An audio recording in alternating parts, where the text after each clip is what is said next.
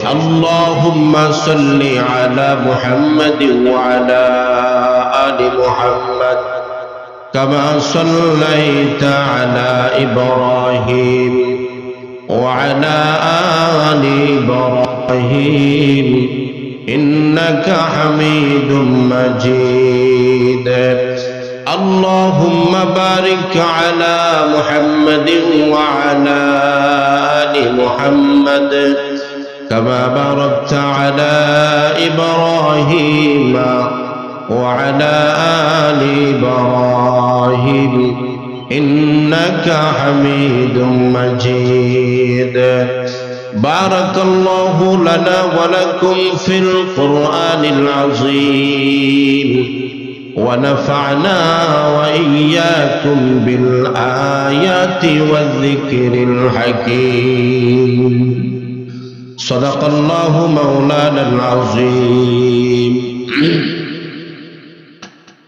الحمد لله আল্লাহ রব্বুল আলামিনের দরবারে অসংখ্য অগণিত শুকরিয়া আদায় করছি যে মহান রব্বুল আলামিন আমাদেরকে এই ফিতনা ফাসাদের যুগে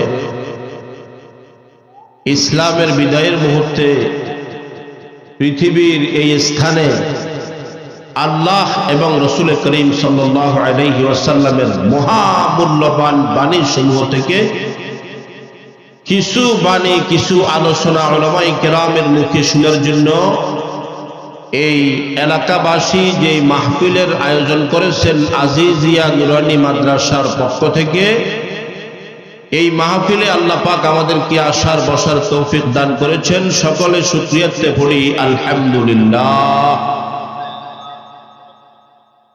আলহামদুলিল্লাহ। আমরা যে এই আলহামদুলিল্লাহ বলবো, গতকালকে জামাতে উলাতে মেশকাত শরীফ সানিতে হাদিসের মধ্যে আমি পড়াইছি তাওরাত জবুরে হযরতে কাব আহবার রাদিয়াল্লাহু আনহু ওনার বর্ণনায় উনি বর্ণনা করতেছেন তাওরাতের মধ্যে এই উম্মতের গুণাবলী বর্ণনা করছেন। শুধু নবীর গুণাবলী নয়, এই উম্মতে মুহাম্মদী কেমন হবে, তাদের গুণগুলা কেমন হবে, এটাও তাওরাত জবুর ইনজিল আমরা দুনিয়াতে আসার আগে হাজার হাজার লক্ষ লক্ষ বছর আগে আল্লাহ পাক রব্বুল আলামিন আমাদের গুণগুলা বর্ণনা করছেন। তার মধ্যে এক নাম্বার গুণ বর্ণনা করছেন উম্মতে মুহাম্মদী হবে আল হামিদুন। উম্মতে মুহাম্মদী সব সময় সদা সর্বদা তাদের প্রতিপালকের প্রশংসা করবে। الذين يحمدون الله في السراء والضراء। সুখে থাকলেও তারা আল্লাহর প্রশংসা করবে, মালিকের প্রশংসা করবে, দুঃখে থাকলেও তারা মালিকের প্রশংসা করবে। এটা আমাদের উম্মতে মুহাম্মদীর বৈশিষ্ট্য, গুণাবলী বর্ণনা করছেন কোথায়? তাওরাতে, জাবুরে, ইনজিলে। এবার চিন্তা করেন আমরা কত বড় দামি উম্মত। আজকের আলোচ্য বিষয় হলো আল্লাহ পাক রব্বুল আলামিন কোরআনে পাকের 6666 আয়াতের এক আয়াতের মধ্যে আমাদেরকে সতর্ক করে দিয়া বলেন ফালিয়াদহাকু কলিলা।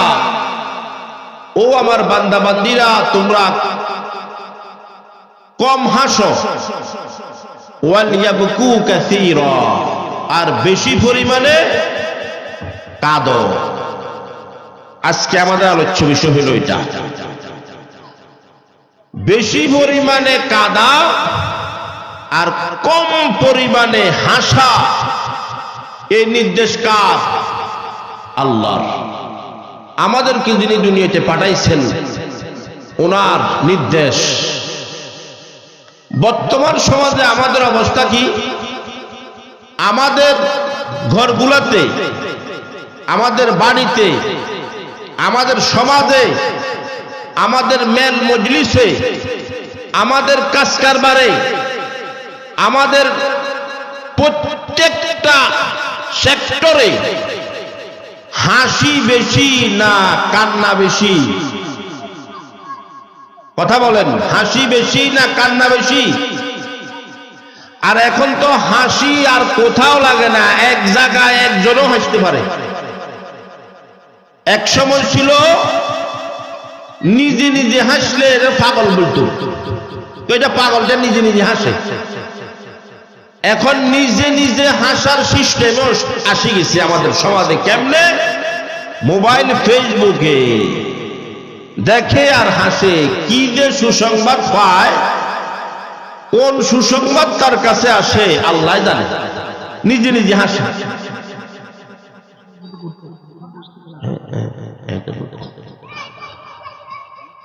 আর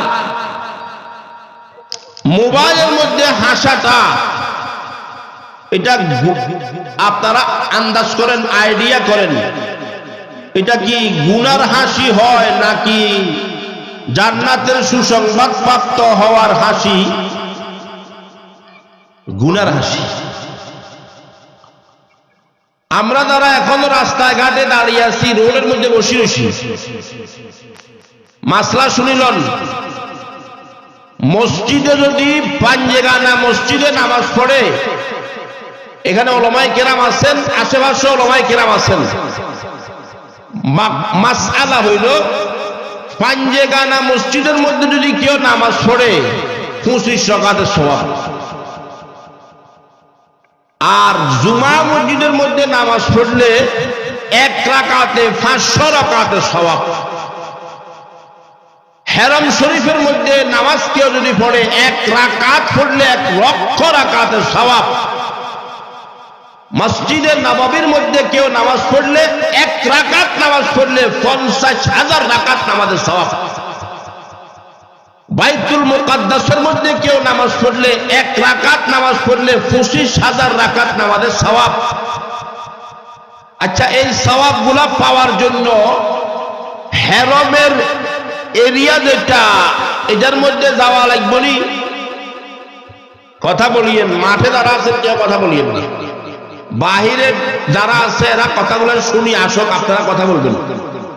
হেরমের এরিয়ার মধ্যে যদি কেউ যাইয়া নামাজ না পড়িয়া 1 লক্ষ রাকাত সওয়াবের আশা করে পাইবনি?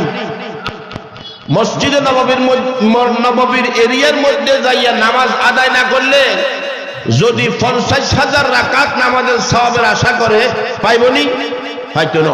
ঠিক তেমনি ভাবে আজকে এই মাহফিলগুলোর মধ্যে যারা আসছে তাদের ব্যাপারে আল্লাহ রাসূল সাল্লাল্লাহু আলাইহি ওয়াসাল্লামের সুসংবাদ হলো হাফাতহুমুল মালায়েকা।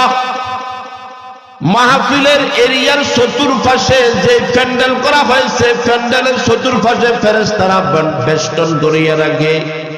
ওয়া নাযালাত আলাইহিমুস সাকিনাহ, এবং মাহফিলের প্যান্ডেলে যারা আছে তাদের উপরে আল্লাহর পক্ষ থেকে সাকিনা মানে অন্তরের প্রশান্তি নাযিল হইতে থাকে।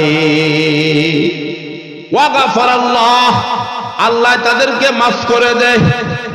শর্ত কি? শর্ত হলো মাহফিলের প্যান্ডেলের এরিয়ার মধ্যে আসি বসতে হবে।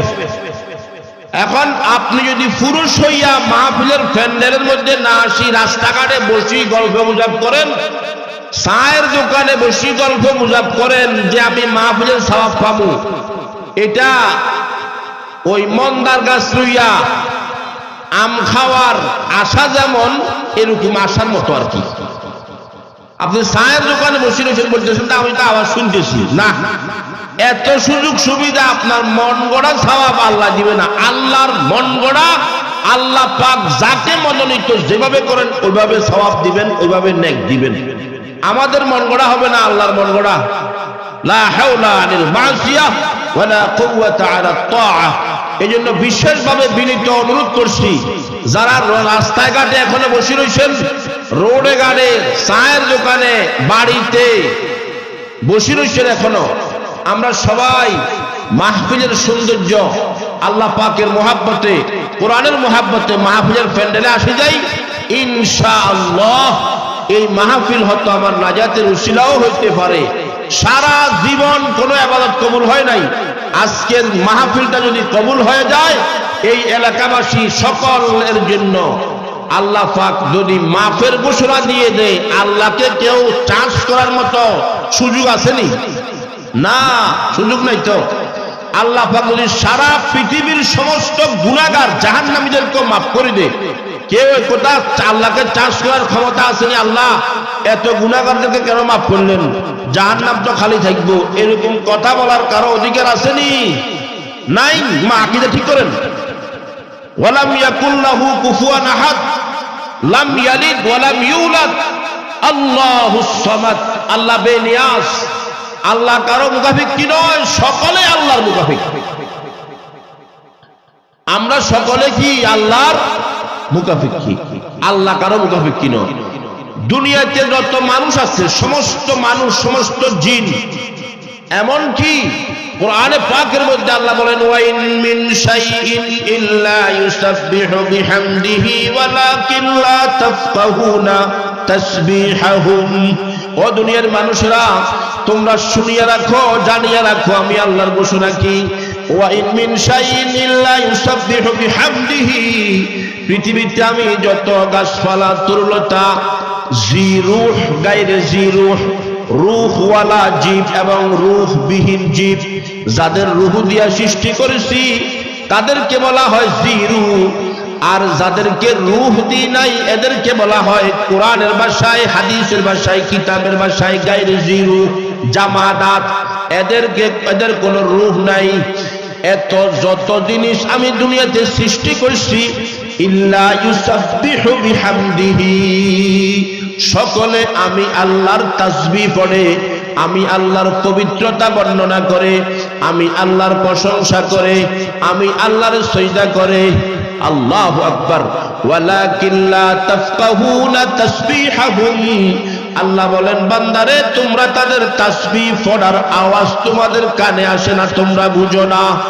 কেমনে তাসবিহ পড়ে, গাছে কেমনে তাসবিহ পড়ে আমি আল্লাহ বুঝি, বাঁশে কেমনে তাসবিহ পড়ে আমি আল্লাহ বুঝি, সাগর নদী এরা কেমনে আমার তাসবিহ পড়ে আমি আল্লাহ বুঝি, বনের হিংস্র প্রাণীগুলা কেমনে আমার তাসবিহ পড়ে আমি আল্লাহ বুঝি। ও বান্দা, ওয়ালাকিন লা তাফকাহুনা তাসবিহাহুম, তোমরা তাদের তাসবিহগুলো আদায় করতে বুঝো না।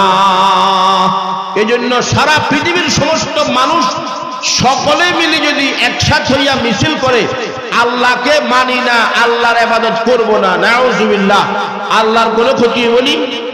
আল্লাহুস সামাদ, আল্লাহ বেনিয়াজ, আল্লাহ কারো মুখাফিক কি নয়, আমরা সকলে আল্লাহর মুখাফিক। কি বুঝলেন? এই কিছুদিন আগে আমাদের দেশে গরমকাল গেছেনি, প্রচন্ড গরম, আল্লাহু আকবার। এসি চালাইলেও গরম, ঠান্ডা হয় না, ফ্যান চালালে তো হয় না। এখন সারা পৃথিবী মাত্র 12 feet 12 feet 12 feet 15 feet 12 feet 13 feet একটা রুম ঠান্ডা করতে আমাদের কত টাকা খরচ হয়? আল্লাহু আকবার। লক্ষ লক্ষ টাকা খরচ করার পরেও একটা রুম ঠান্ডা করতে আমাদের সক্ষমতা নাই। কিন্তু আল্লাহ রাব্বুল আলামিন কত বড় ক্ষমতাশালী, আল্লাহ রাব্বুল আলামিন সারা পৃথিবীতে এমন ঠান্ডা করে দিয়েছেন। এখন দেখেন, যাদের গায়ের মধ্যে মাছির দানার মতো কাপড় ছিল, এদের গায়ের মধ্যে গন্ডারের চামড়ার মতো কাপড়, মহিষের চামড়ার মতো কাপড়, উলাইনের কাপড় আছে না নাই? ভিতরে গেঞ্জি, তারপরে জাম্পার একটা, এরপরে আবার চাদর, এরপরে আবার কোট, আবার মাফলার, আবার গরম টুপি। এই পরিস্থিতি স্বীকার করাইছে কে? আল্লাহ। আল্লাহ বলেন আমি পারি। এই জন্য আসেন, এলাকার লোক যারা আসেন, বিভিন্ন জায়গার মধ্যে বিক্ষিপ্ত অবস্থায় অমনোযোগী অবস্থায় বসে রয়েছেন, মাহফিলের প্যান্ডেলে আসি কান্দেন আল্লাহ পাকের কাছে, আল্লাহ গুনাহ করছি, আজকে তোমার ওলামায়ে কেরাম নবীর ওয়ারিসদের চেহারার দিকে তাকাইয়া আমি তওবা করলাম, তোমার কোরআনের আয়াতগুলো শুনি আল্লাহ আমি তওবা করতেছি, আমার মাফ করে দাও। আল্লাহ মাফ করতে পারবো না, পারতো না, করছে না, করে নাই, করছে। আমার থেকে আমি যত বড় গুনাহগার হই তার থেকে বড় দয়ালু হলো আল্লাহ।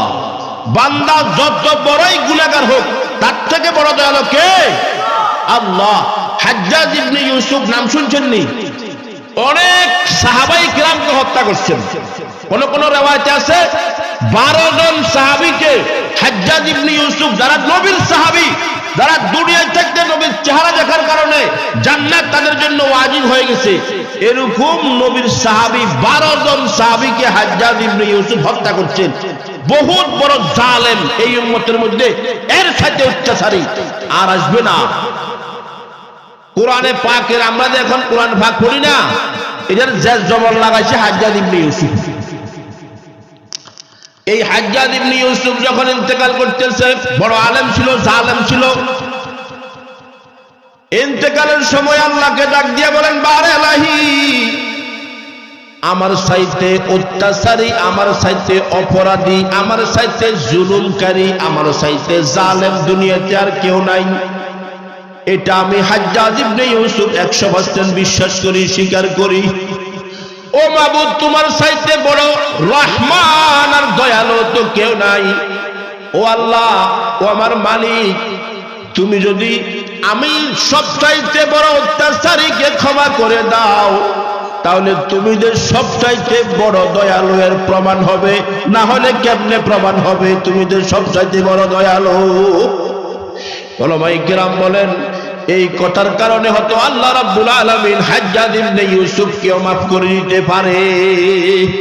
আল্লাহ মাফ করে দিতে পারেনি?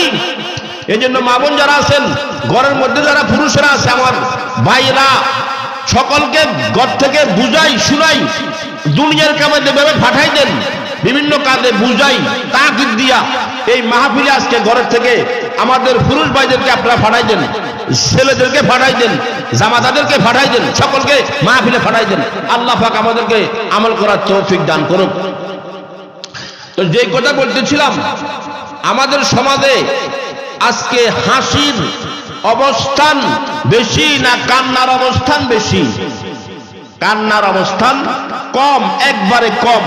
অথচ আল্লাহ পাকের নির্দেশ হলো ফালিয়াদহাকু কালিলান ওয়া লিয়াবকু কাসীরা, বান্দা কম পরিমাণে হাসো, বেশি পরিমাণে কাঁদো। এই কান্দাকাটি আমাদের কাছে এখন নাই। আল্লাহু আকবার। এই কান্নাকাটি না থাকার কারণে বান্দার কলব হিংস্র পানির থেকেও বেশি শক্ত হয়ে যাচ্ছে। আমাদের সমাজের মধ্যে, আমাদের দেশের মধ্যে, আমার পরিবারের মধ্যে, আমার আত্মীয় স্বজনের মধ্যে, আমার বন্ধু বান্ধবের মধ্যে এই কান্নাকাটির প্রচলন না থাকার কারণে আজকে আমাদের মানব জাতি হইয়া মানবের কলবগুলা হিংস্র পানি থেকে বেশি কঠিন হয়ে যাচ্ছে। কথা ঠিক না বে ঠিক? ফরিদুদ্দিন আত্মার রহমতুল্লাহ আলাইহি বলেন, হারকে রাগুফতারে বেসিয়া রজবুদ দিল দরুনে সিনবি মা রজবুদ।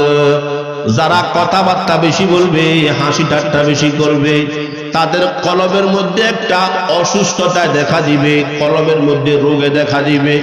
মুহাদ্দিসিনে কেরাম, উলামায়ে কেরামের ব্যাখ্যা লিখছেন, কলবের মধ্যে রোগে দেখা দেওয়ার অর্থ কি? কলবের মধ্যে কেমনে রোগে দেখা দেন? অন্তরের মধ্যে রোগে দেখা দিবে। অন্তরের রোগের ব্যাখ্যা কি, আলামত কি, চিনার লক্ষণ কি? কয় যে ব্যক্তি হককে না হক বুঝবে, যে ব্যক্তি হককে না হক বুঝবে, সঠিককে ব্যাঠিক বুঝবে, হেদায়েতকে গোমরা বুঝবে, বুঝে নিয়ে ওই ব্যক্তিটা গোমরা হয়ে গেছে, তার কলবের মধ্যে রোগে ধরে গেছে। দুধ খাওয়াকে খারাপ মনে করবে, মদ খাওয়াকে ভালো মনে করবে, ঠিক না ঠিক? এই ধরনের অবস্থার কোন মানুষ যদি দেখেন, তাহলে বুঝবেন তার কলবের মধ্যে অসুস্থতা দেখা দিয়েছে। কোরআন তেলাওয়াত করাকে দোষ মনে করে, গান নাচ করাকে সওয়াবের কাজ মনে করে, এরকম দোষ যদি কারো অন্তরের মধ্যে দেখা দেয়, বুঝতে হবে কলবের মধ্যে রোগে দেখা দিছে। ফালিয়াদহাকু কালিলান ওয়ালিয়াবকু কাসীরা। মুফাসসিরে কেরাম লেখেন, ও দুনিয়ার মানুষ, আল্লাহ রাব্বুল আলামিন এই ছোট্ট একটা আয়াতের মধ্যে তোমাদেরকে অনন্ত কালের দিকে ইশারা দিয়ে বলছেন, ও দুনিয়ার মানুষ রে, কেমনে তুমি হাসো যে ব্যক্তির সামনে এই ঘোষণা আসছে কিছুক্ষণ পরে তোমার দুনিয়াতে হাসি হবে, কিছুক্ষণ পরে তোমার ছেদুচ্ছেদ করা হবে, আল্লাহু আকবার, কিছুক্ষণ পরে তোমার যাবজ্জীবনের রায় দেওয়া হবে। এই ধরনের ঘোষণা যদি কারো আসে, কিছুক্ষণ আগে সে হাসতে পারেনি, তার মুখে দিয়ে হাসা আসেনি, আসবনি, কখনো আসতো না। অথচ দুনিয়ার এই সাদাটা ক্ষণিকের জন্য, মৌতের সাথে সাথে রূহটা দেওয়ার সাথে সাথে তার কষ্ট শেষ, কষ্ট শেষ। আল্লাহু আকবার, ফাঁসি দেওয়ার সাথে সাথে রূহটা বের হয়ে যাবে, আর কোনো কষ্ট নাই। আল্লাহু আকবার। মিশকাত শরীফের মধ্যে নবীজি বলেন, ও দুনিয়ার মানুষ, দুনিয়াতে যারা হাসি ঠাট্টা করতে করতে দুনিয়ার হায়াতটা শেষ করে দিবে, তাদের উপরে এমন অবস্থা আসবে, জাহান্নামের মধ্যে যখন নিক্ষেপ করা হবে। মিশকাত শরীফ সানের মধ্যে নবীজি বলেন, এ দুনিয়ার আমার উম্মতরা শুনিয়া রাখ, এমন অবস্থা হবে, কানতে কানতে কানতে কানতে চোখের পানি শেষ হয়ে যাবে। চোখের পানি শেষ হওয়ার পরে রক্ত বের হওয়া আরম্ভ হবে। রক্ত বাহির হইতে হইতে রক্ত শেষ হওয়ার পরে ফুসপানি বাহির হওয়া শুরু হবে। এই ফুসপানি বাহির হইতে হইতে চক্ষুগুলা এই পরিমাণ ক্ষত হবে, বিক্ষত হবে। এক একটা জাহান্নামের চক্ষুর মধ্যে কোন ব্যক্তি যদি চাইলে নৌকা চালাইতে পারবে। মিশকাত শরীফ কিতাবুল ফাতানের মধ্যে, দ্বিতীয় মিশকাত শরীফ সানের মধ্যে যদি কারো অবিশ্বাস হয়, উল্টাইয়া দেখিয়ে এখন তো নেটের মধ্যে সব আছে, আসলে নাই? নেটের মধ্যে উল্টাটা দেখে, ভালোটা দেখে না। অথচ ভালোগুলা দেখলে বান্দা হেদায়েত পাই যেত, ভালোগুলা দেখে না। আচ্ছা, এবার চিন্তা করেন, একটা জাহান্নামীর চোখের মধ্যে এত বিশাল পরিমাণে ক্ষত হবে, যেই ক্ষতর মধ্যে যদি কেউ নৌকা চালাইতে চায় চালাইতে পারবে। বলে হুজুর, এটা তো শুনতে নাউজুবিল্লাহ বাজে কথা, অবাস্তব কথার মতো লাগে। না, বাজে কথার মতো লাগে না। আল্লাহর হাবিব বলেন, একটা জাহান্নামী বসতে তার কি পরিমাণ জায়গা লাগবে। নবীজি বলেন, সাহাবায়ে কেরামরা রে, শুনিয়া রাখো, একটা জাহান্নামীর দেহ এত বিশাল হবে, মক্কা থেকে মদিনা পর্যন্ত যে খালি জায়গা আছে, একটা জাহান্নামী বসতে এই পরিমাণ জায়গা লাগবে। একটা জাহান্নামীর একটা দাঁত হবে, একটা দাঁত হবে উহুদ পাহাড়ের সমান। তাহলে একটা দাঁত যদি উহুদ পাহাড়ের সমান হয়, তাহলে 32টা দাঁত, তার গালটা কেমন হবে? আল্লাহু আকবার। এগুলা বিশ্বাস লাগেনি? লাগেনি? হালকা সোয়াইয়ারি একবার কম লাগে। হায় হায় হায় হায়, हकीकत से तू दुनिया बेखबर है, दुनिया की नुमाइश पर नजर है। আসল জীবন সম্পর্কে আমরা একবারে গাফেল। নকল জীবন নিয়ে ফাড়াফাড়ি, নকল জীবনের সৌন্দর্য নিয়ে ফাড়াফাড়ি। সারা জীবনের কামাই একটা ঘর, সারা জীবনের কামাই, শ্রম পরিশ্রম, মেহনত, কোশিশ, বিবেক বুদ্ধি সব খরচ করে একটা ঘরের আশায় বসে থাকে। বলে যে একটা ঘর করলে আমার আর কোনো দুঃখ নাই। আল্লাহ ডাক দিয়া বলেন, বান্দারে, না বুঝিয়া না বললি একটা ঘর করলে তোর আর কোনো দুঃখ নাই, কিন্তু আখেরাতে যার ঘর বাড়ি নাই, তার দুঃখর যে আর শেষ নাই, এটা তো তোর জানা না। আয় হায় হায় হায়, আখেরাতে যার ঘর নাই, তার দুঃখের যে শেষ নাই। বান্দা, তোর তো এটা জানা নাই। সারা জীবন কামাই করে একটা ঘর করে, 2 তলা 3 তলা 4 তলা, কয় কামিয়াব হয়ে গেছি। আসলে কামিয়াব হয়েছিনি না, কামিয়াব হইল। আল্লাহ বলেন, ফামান যুহজিহা আনিন নারি ওয়া উদখিলাল জান্নাতা ফাকাদ ফাজ ফামান যুহজিহা আনিন নার। বান্দা কে কামিয়াব হয়ে গেছে, তার কার জীবন সফল হয়ে গেছে আমার তুন শুনিল জানিল। বান্দা ওই ব্যক্তি কামিয়াব হয়ে গেছে যে ব্যক্তি জাহান্নাম থেকে বেঁচে গেছে আর জান্নাতের মধ্যে প্রবেশ করে ফেলছে, ওই ব্যক্তিটা কামিয়াব হয়ে গেছে। আল্লাহ বলেন ফামান যুহজিহা আনিন নার ওয়া উদখিলাল জান্নাতা ফাকাদ ফাজ। এখন চিন্তা করেন আমাদের সামনে কতগুলা মুসিবতের জায়গা, আয় হায় কত মুসিবতের অবস্থা আমাদের সামনে। এই যখন আমরা অসুস্থ হই, মৌতের থেকে বাঁচার জন্য প্রথম পর্যায়ে আমাদের কমিউনিটি ক্লিনিকে চেষ্টা করি। আমার রোগটা সুস্থ হয়নি, আমি একটু বাঁচতি, দুনিয়াতে আরো কিছুদিন বাঁচিনি। এরপরে কমিউনিটি ক্লিনিকে যখন সুস্থ হয় না, সদর হাসপাতালে যায়। সদর হাসপাতালে যখন সুস্থ হয় না, বিভাগীয় শহরে যায়, চট্টগ্রামে যায়, ঢাকাতে যায়। এরপরে যখন দেশে সুস্থতার আশা শেষ, এরপরে বিদেশে যায়, ইন্ডিয়া যায়, সিঙ্গাপুর যায়, মালদ্বীপে যায়, মালয়েশিয়াতে যায়, আমেরিকাতে যায়, যাইয়া চেষ্টা করে বাঁচা যায় কিনা।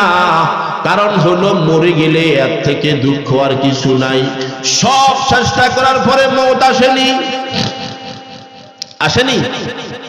তবে মওত আসা দুই প্রকার, একটা হলো ইজ্জতের মওত আর একটা হলো লাঞ্ছনার মওত, বেইজ্জতির মওত। শাহাদাতের মওত হলো ইজ্জতের মওত। আর দুনিয়ার কুফরি অবস্থায়, জানা করা অবস্থায়, গুনাহ করা অবস্থায় মারা গেলে, আল্লাহর নাফরমানি করা অবস্থায় মারা গেলে রে, এটা হলো নাফরমানির মওত, এটা হলো নাফরমানির মওত। ফেরেশতা আসি চিৎকারি করবে, বান্দা কোন অবস্থায় মারা গেছ। আয় হায় দেখবেন একটা আসামিকে যখন নাকি চোর ডাকাত গুন্ডা সান্ডাকে যখন পুলিশে ধরিয়া জেলখানায় নেয়, খানায় নেয়, তো দেখবেন কত পুলিশেরা কত ধিক্কার দিয়ে তিস্কারি করে, করেনি? পুলিশ হিমার কাটা এগুলো করতো না, যেগুলো হিমার কাগুন আহার তিস্কারি রে।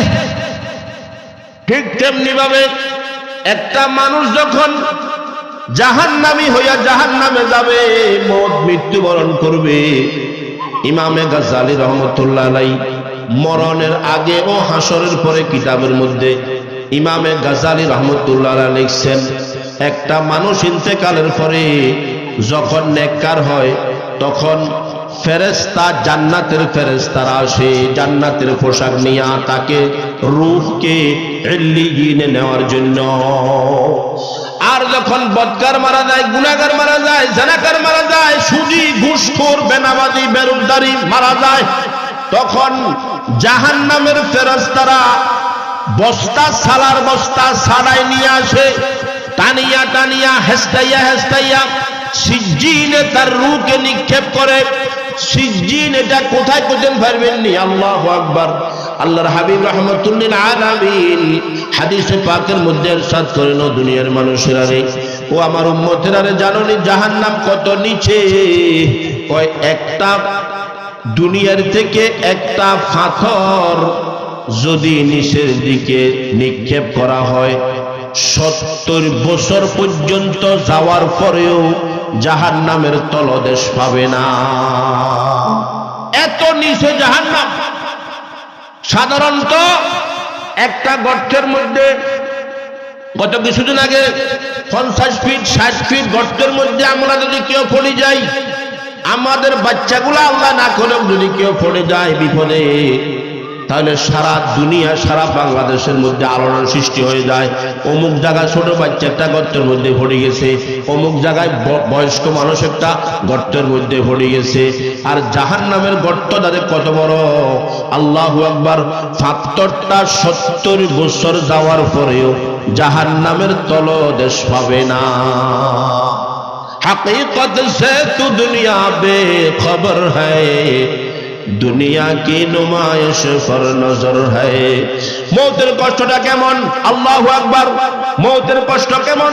নবীজি রাহমাতুল্লিল আলামিন হাদিসে পাকের মধ্যে ইরশাদ করেন, ও সাহাবায়ে কেরাম, তোমাদেরকে যদি আমি মৌতের কষ্টটার কথা বারবার বলি, এরপরও কিছু গুমরাহ লোক হেদায়েত প্রাপ্ত, তাদের কপালে হেদায়েত নাই, হেদায়েত হবে না, হেদায়েত প্রাপ্ত হবে না। তারা বুঝে না মৃত্যুর কষ্টটা যদি কত কষ্ট, এটা যদি তোমাদের পশু পাখিগুলাই বুঝতো, তোমাদের ওট, তোমাদের বেড়া, তোমাদের দুম্বা, তোমাদের ছাগল, তোমাদের গরু, এই তোমাদের মরক, এগুলা যদি বুঝতো মৃত্যুর যন্ত্রণাতে কত কষ্ট, চিন্তায় চিন্তায় তারা কঙ্কাল হইয়া যাইত, তাদেরকে জবাই করিয়া তোমরা আর গোশত নাগাল পাইতা না, হাড্ডি ছাড়া। মৃত্যু যন্ত্রণা এত কষ্টকর, এত কষ্টকর।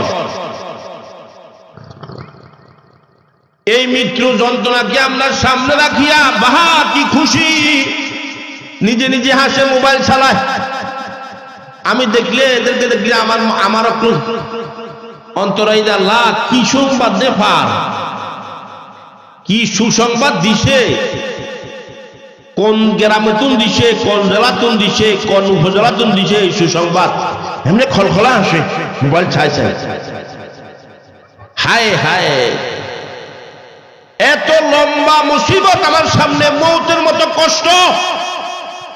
জেলখানার মধ্যে 1 সপ্তাহ রাখলে, কোন লোককে যদি জেলখানা নেওয়া হয় 1 সপ্তাহ রাখে, সেখানে দুনিয়ার ব্যবস্থা আছে, পানির ব্যবস্থা আছে, দুনিয়ার সবকিছু ব্যবস্থা আছে, আছে না নাই? খাবারের ব্যবস্থা আছে, পানির ব্যবস্থা আছে, বিদ্যুতের ব্যবস্থা আছে, পোশাকের ব্যবস্থা আছে, বাথরুমের ব্যবস্থা আছে, সব কিছুর ব্যবস্থা আছে।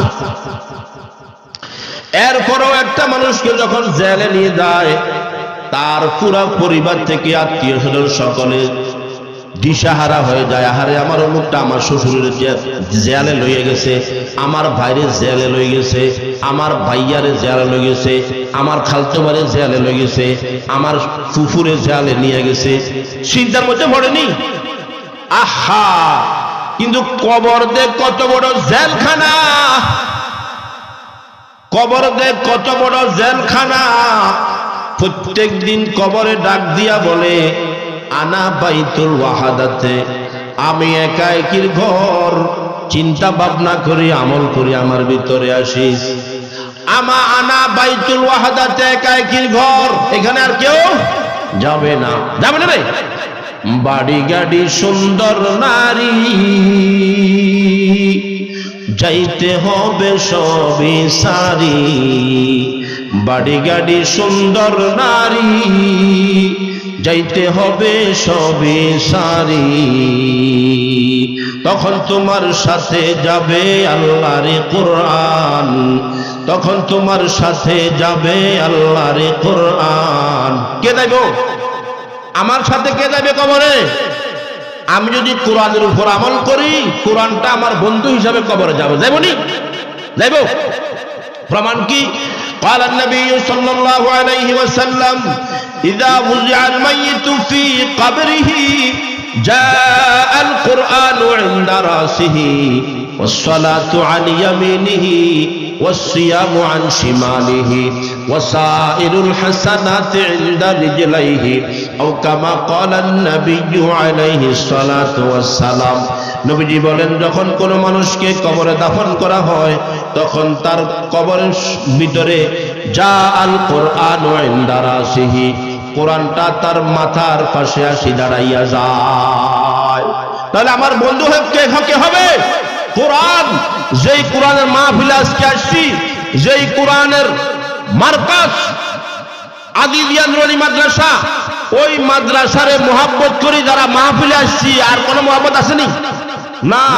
এই কোরআনটা আমার দুনিয়ার সব আমার থেকে আলাদা হয়ে যাওয়ার পরে আমার সব দুশ্মন হয়ে যাবে। কি হয়ে যাবে? সব দুশ্মন। আমার ইন্তেকাল যেদিন হয়েছে, এর পরের দিন আমার ছেলের বিবাহ। আহা, বাবাকে রাখি এসছে জোহরের নামাজের পরে কবরে, এরপরে এশারের নামাজের পর থেকে ছেলের বিবাহের গায়ে গোপরের অনুষ্ঠান, গায়ে হলুদের অনুষ্ঠান। চলেনি না? চলে না? আচ্ছা, গায়ে গোপরের অনুষ্ঠানে, গায়ে হলুদের অনুষ্ঠানে বাবার কথা স্মরণ করেনি না? বড় বড় জাহান্নামের কবর মতো বড় বড় এরকম ফাইল কো দুয়ানি বা গান লাগা যে হাতে কি জোরে গান সালার 3 মাইল 4 মাইল 5 মাইল দূরে পর্যন্ত মানুষ ঘুমাইতে পারেন না এতে তেত আনন্দ লাগে বাপের কথা স্মরণ আসেনি এদিকে আসে না এগুলা নাই কেন এদিকে তো সব হযরত সিদ্দিক আকবরের বংশধর এদিকে বসবাস করে বলো আসেনি আসে চলে এবার চিন্তা করেন আপনি চিন্তা করছেনই তা আপনি কাজ চিন্তা করে বসে রয়েছেন মাদ্রাসায় প্রতি মাসে নয় একটা হুজুরের বেতন দিবি না বা বিশাল বিশাল সম্পদ পাহাড় করেন ছাগলঞ্জা বাই করেন ফেরিতে বাই করেন চট্টগ্রামে করেন কাল্লায় বিজ্ঞানে কদা আর হুতের গোলায় করিয়ে হুতের গোলায় করেন আহা হা হুতরা স্মরণ রাখবো নি রাখতো না তো কোরআনে স্মরণ রাখবো কোরআনকে জিজ্ঞেস করবো মন কিন্নকির ফেরেশতায় তুমি কে 17 বছরের জওয়ানের মতো এই মইয়তের মাথার পাশাপাশি দাঁড়ায় রয়েছে তুমি কে বলবে আমি হলাম কোরআন আমি হলাম এই মইয়তের বন্ধুরে দুনিয়ার সকল মানুষগুলা ঘুম যাইতো আমার বন্ধু আসিয়া আমার সাথে মোলাকাত করত আর গভীর রাত্রে আমাকে তেলাওয়াত করা আরম্ভ করত والقرآن الحكيم إنك لمن المرسلين على صراط مستقيم এটা তেলাওয়াত শুরু করতে এখন আমাদের ঘরে ঘরে কোরআন শরীফের তেলাওয়াত আসেনি মা আসেনি নাই তো ঘরে ঘরে ফেসবুকের তেলাওয়াত আছে ইউটিউবের তেলাওয়াত আছে ফেসবুকের তেলাওয়াত আসেনি